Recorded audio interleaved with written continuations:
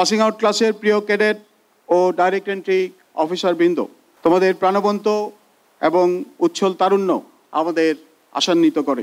নৌবাহিনীর সদস্য হিসাবে প্রত্যেককে দেশপ্রেম ও কর্তব্য নিষ্ঠার সঙ্গে দায়িত্ব পালন করতে হবে।